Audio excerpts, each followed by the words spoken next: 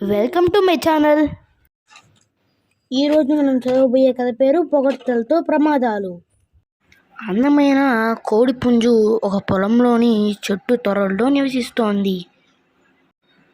ఒకరోజు అది పొలంలో ధాన్యపు గింజలు ఏరుకొని తింటోంది. ఆకాశంలో ఎగురుతున్న గద్ద దాన్ని చూస్తూ రయ్యమంటూ కిందకి దిగింది పట్టేద్దామని. ఆ కోడి టక్కున చెట్టు తొర్రల్లోకి దూరేసింది. కానీ గద్ద వదల్లేదు. ఆ చెట్టు బయటే ఒక రాతి మీద కూర్చొని, ఏమైనా నువ్వు చాలా అందంగా ఉంటావు సుమా, నీ అంత అందమైన పక్షిని నేను ఇంతవరకు చూడలేదంటే నమ్ము అని కోడిని ఆకాశానికి ఎత్తేస్తోంది. వినటానికి కోడికి మహా రంజుగా ఉంది. ఆసక్తిగా వింటోంది.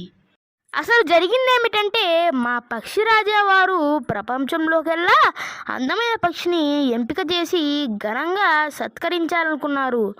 నువ్వు కొంచెం బయటకు వస్తే నేను నీ రూపం పూర్తిగా చూసి రాజుగారికి బాగా వర్ణించి చెప్పగలుగుతాను కదా అంది గద్ద.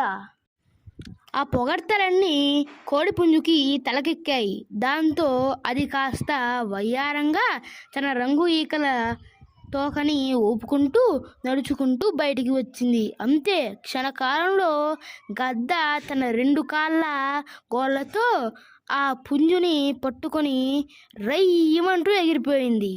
నీతి: పొగడ్తలకు ఉబ్బిపోరాదు.